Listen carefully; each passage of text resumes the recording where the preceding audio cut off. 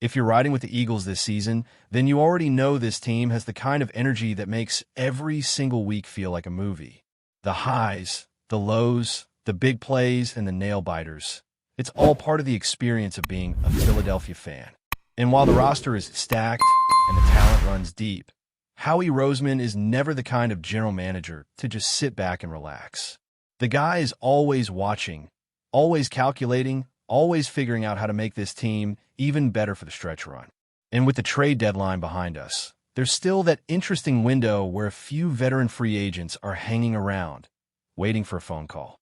That's where things get exciting, because Philly could still make a couple of sneaky moves to fill a few very specific needs. Let's start with a position that doesn't always get the spotlight, but can make a huge difference down the stretch, the tight end room. Dallas Goedert is one of the most complete tight ends in football, no question about it. He blocks, he runs routes, he does the dirty work, and he makes the spectacular catches that can flip a game. But behind him, the Eagles have been missing that one key piece. A reliable backup who can really hold his own when the offense wants to go heavy, bring in extra blockers, and control the line of scrimmage. C.J. Uzomah could quietly be that guy. He's not the type of tight end who's going to blow you away with speed or rack up highlight reel catches. But he's a big body who loves to mix it up in the trenches. 6'6", 260-plus pounds, and plenty of experience playing that hybrid H-back role. He was with Philly before. He knows the system, and he's comfortable in that physical, downhill style that this offense loves to use when it's time to pound a rock.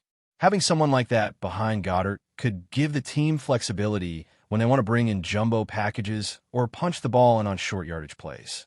Guys like Grant Calcaterra have flashed some athletic upside, but blocking just isn't their specialty, and that's where Uzomah could be a perfect plug-and-play addition.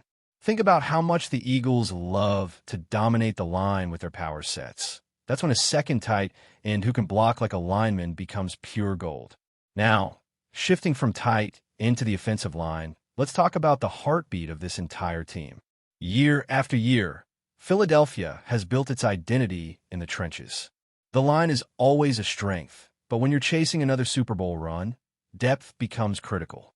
Injuries happen, and the difference between another deep playoff push and an early exit can come down to whether your backups can hold the line when things get tough.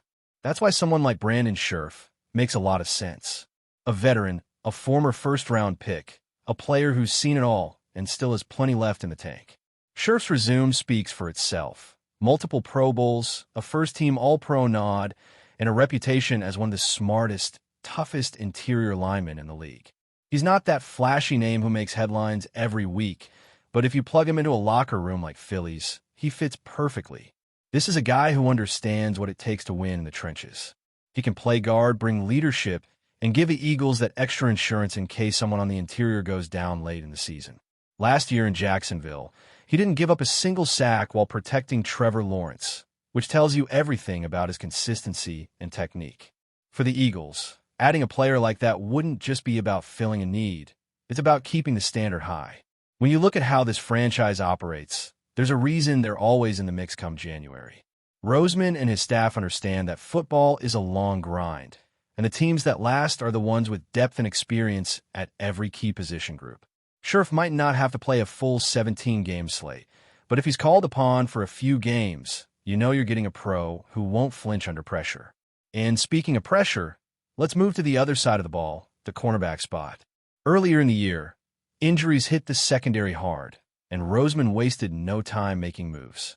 Bringing in players like Michael Carter and Jaire Alexander helped patch things up, but even with that, you can never have too many corners.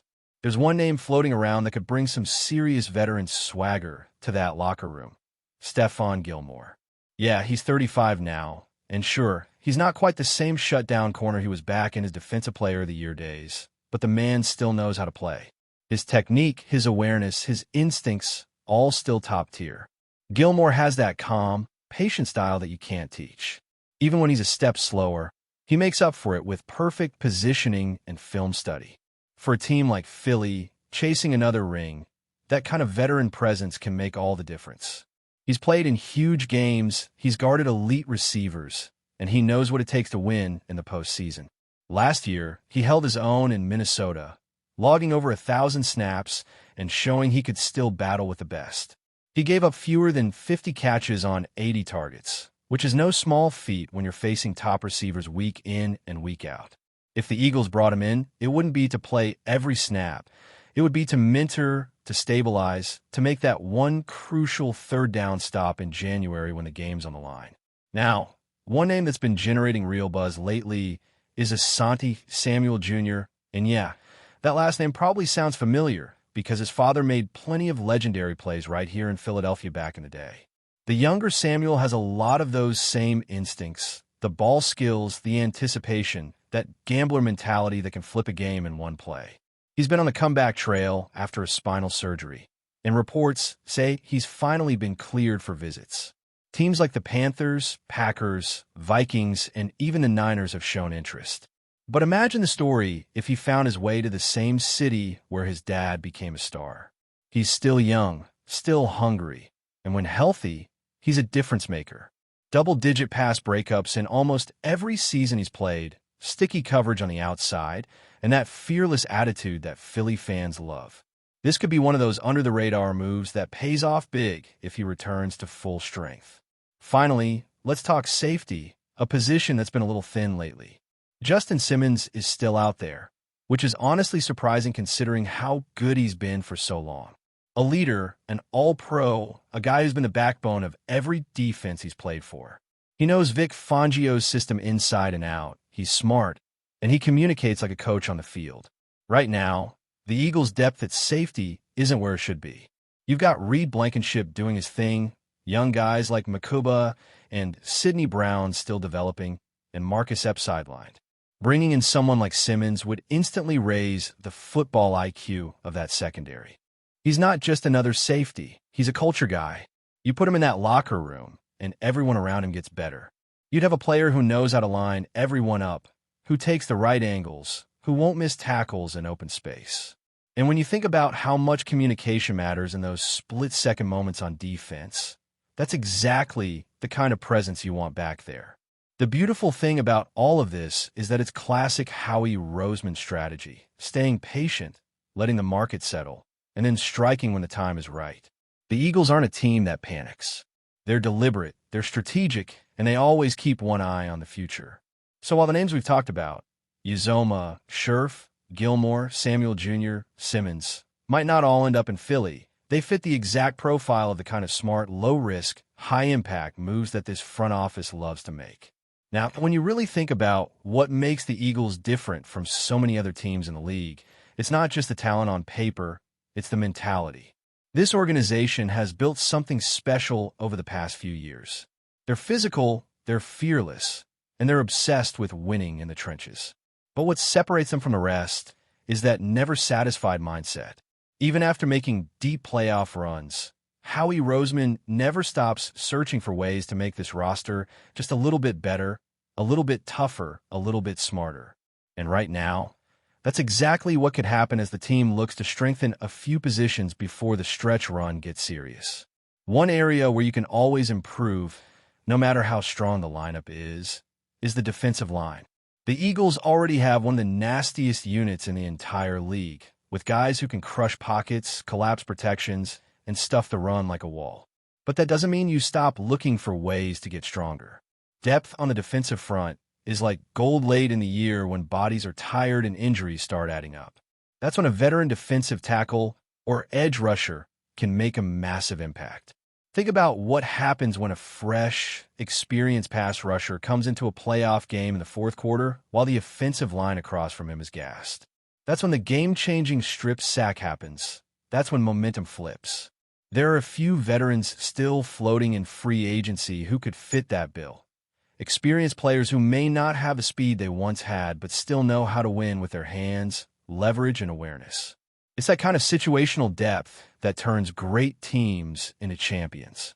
Roseman has always valued those late-season signings, the ones that seem minor at first but end up saving a game in January.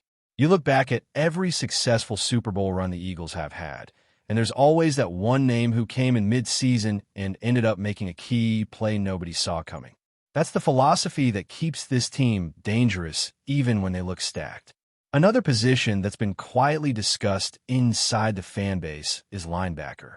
Philadelphia's defense has been solid, but there have been moments this year when the second level looked a little thin in coverage.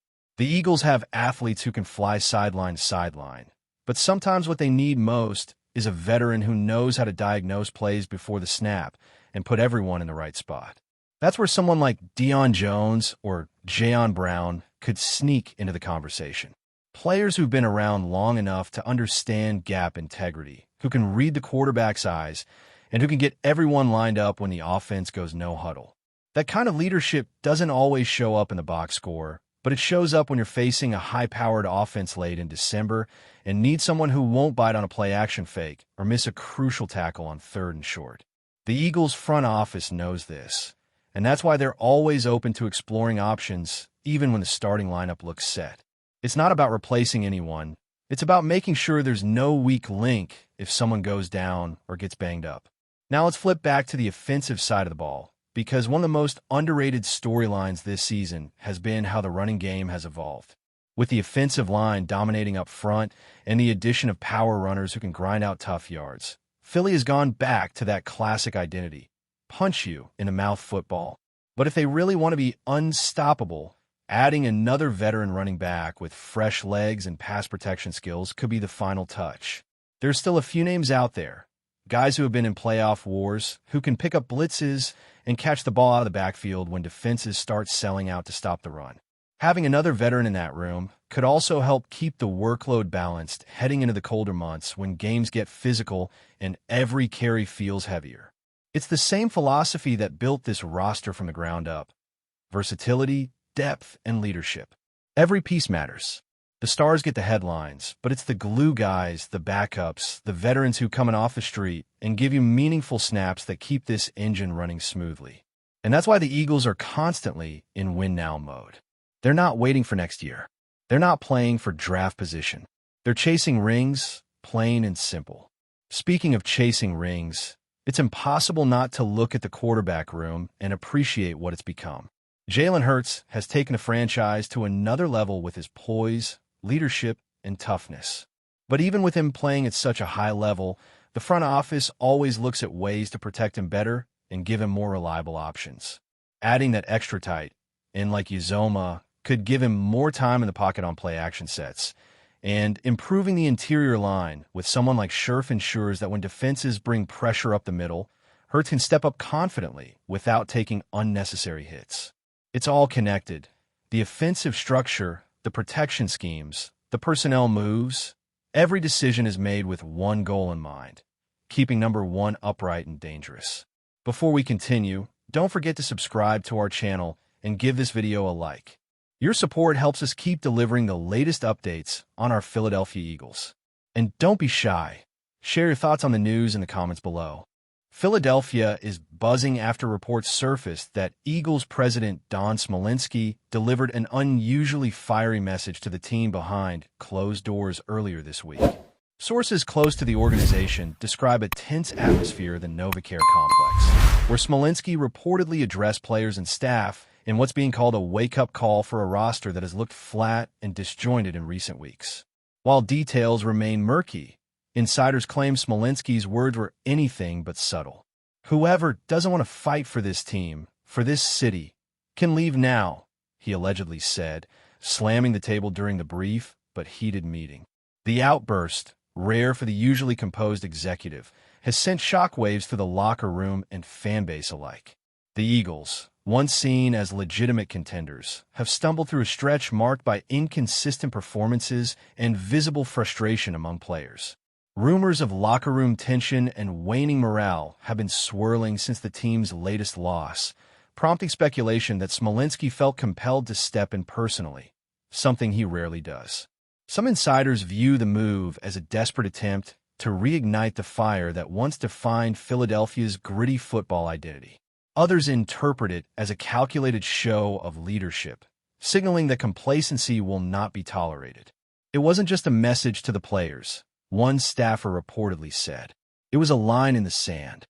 Whether Smolensky's words will spark a turnaround or deepen the rift remains to be seen. But one thing is clear: The mood in Philadelphia has shifted. The usually reserved president has spoken, and the message is loud. Pride, effort, and unity are non-negotiable.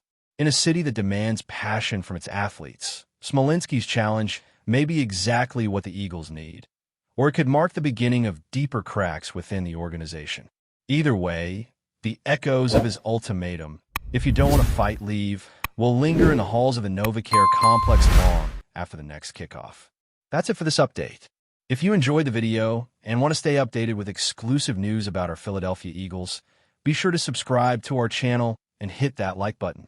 We can't wait to hear your thoughts in the comments. See you in the next video.